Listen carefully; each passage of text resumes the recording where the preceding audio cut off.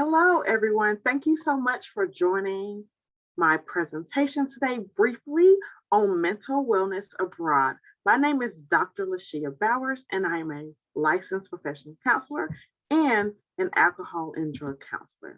Today, I'm going to talk about traveling and mental health and how traveling can affect mental health, identifying triggers, culture shock, depression and anxiety, and ways to seek help while abroad. I am the counselor and intercultural specialist here at Coastal Carolina University, and we offer individual and group counseling for a variety of topics. We also pay special care to intercultural therapy, where we look at the intersections of identity such as race, gender, culture, sexuality, and spirituality. We also provide education here in counseling services. My role as a counselor intercultural specialist, I come to you with 5 years of experience as a counselor, also previous experience as a teacher from high school, and also experience teaching at a community college and also at a four-year university in higher education. I'm here today because I love this topic. I love to travel. And when we travel, there are some things that we have to look out for as far as mental health. We know that traveling can cause a change in sleep levels. It could be due to late night flights or early morning flights, like 6 or 5 a.m. flights, that can impact how much we sleep and also when we sleep. It can also have some safety things that we might want to be concerned about or look out for. When we are in a new place or around different people, we might feel a little uncomfortable and want to think about our safety and be on the lookout to ensure that we feel safe and secure where we are. There's other changes that happens when traveling that might impact our mental health. It might be a change in food. Different types of culture eat different types of food. And you might even get served something differently while you're on the airplane going to where your destination is, to your new place. A change in food can also cause a change in medication. Some medications we have to take with food. So that can impact the medication. It could also impact our routines or when we would normally sleep, when we would normally eat, and other routines that we might have. And of course, the obvious one, there's a change in time zone. So all of these changes can come together and impact someone's mental health. Stress can also happen when traveling abroad, just sometimes just packing, getting ready, saying goodbye to our loved ones. There could be some travel stress. And some warning signs of that could be difficulty concentrating, or it could be fatigue, feeling tired, having a rapid heart rate, headaches or muscle tension, and even shortness of breath are all warning signs of possible travel stress. Also, we have to be self aware and identify our triggers. Now, there's some hope here. As we talk about triggers and we talk about warning signs, know that I will come soon in a little while and also talk about ways we can cope when we notice these warning signs or we identify these triggers. Triggers can be internal or they can be external. So, some internal triggers that you might come across are different emotions, feelings that might cause discomfort, such as feeling sad about something, disappointed, feeling uncomfortable, feeling stressed or anxious. Those uncomfortable feelings could be an internal trigger that might trigger some stress or also some other symptoms or mental health challenges. There's also external triggers to look out for as well. External triggers could be people, places, or things. It might be people that you might interact with or come across. It might be a place that might remind you of something, or it could be an actual thing, an object that reminds you of something. So it's important to be self aware and know your triggers where you are, where you currently live, and then also be aware of and look for those triggers when you travel.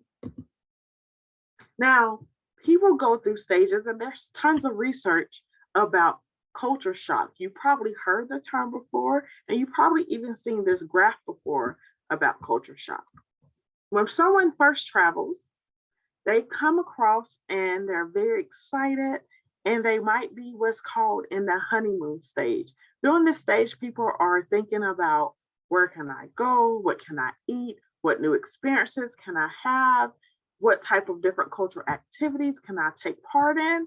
And it's just that nice feeling of, we have a lot of new things going on.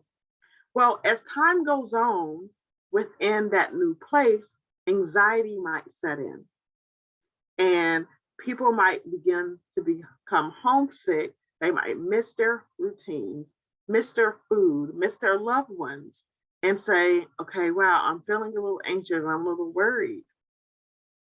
But that's all right. Hang in there, because then as anxiety passes with time, adjustment happens, and people start to become adjusted, to their new environment.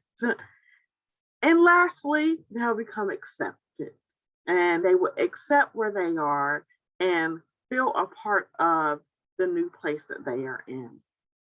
When someone is facing anxiety, they might oftentimes decide, okay, I'm going to withdraw or not talk to other people. And a way that can help is to build systems of support and use some of the coping strategies I will talk about in a moment to help lead and get from the anxiety stage to the adjustment stage of culture shock. Now, with depression and anxiety, those are some of the top two mental health challenges that college students face today. And if somebody is facing depression and anxiety, even where they are in their current home, and they go somewhere new, they might still have these same symptoms of depression and anxiety. So I'm going to talk a little bit about some symptoms and how depression and anxiety can sometimes overlap with each other. Some symptoms of anxiety is feeling restless, being easily fatigued, having difficulty concentrating. We see that one again. We talked about that just now with stress, feeling irritable, easily irritated, also having some muscle tension, some sleep disturbance, whether it's difficulty falling asleep or difficulty staying asleep, or even waking up feeling like, man, my sleep was just unsatisfying. I still feel tired. That different types of sleep disturbance. With the muscle tension, sometimes people don't realize, just think about your shoulders, relax your shoulders. Sometimes we are holding the tension literally in our body, and that is a symptom of anxiety. Some symptoms of depression is having a depressed mood, losing interest in activities that one would most likely normally enjoy. And that goes back to withdrawing from activities, withdrawing from friends and families that you would normally talk to, or activities you would normally do, is a symptom of depression. Weight loss without dieting, or even weight gain. Feeling fatigue or loss of energy. So we see that connection there, and connecting that to going back to some travel stress, a change of sleep and our change of routine. Feeling worthless, having recurrent thoughts of death, having trouble concentrating. These are all symptoms of depression. And sometimes when traveling and facing travel stress, it can serve as a trigger or a spark to other symptoms of anxiety or depression. But that's all right. We're human, and it's okay to not be okay. There's coping strategies, there's things that we can do so that we can cope with this. One thing we can do is first stop and be self-aware and say, how am I feeling? Checking in with yourself, saying, how am I feeling? What do I need? Meditation is a coping technique, and there's a ton of meditation videos out there that's free on YouTube and different phone apps. Journaling is another coping technique. Being intentional about talking to your friends and your family back home is a huge coping technique. And journaling is another one. If you feel like you don't want to say it, sometimes with journaling, we can also consider pictures, sometimes drawing, or even doing a voice message on your phone to yourself if you don't like to write, can be another way to cope with some of these symptoms. When you are abroad, remember that if you need help, it's okay to seek the help, get the help. Getting help is another coping strategy.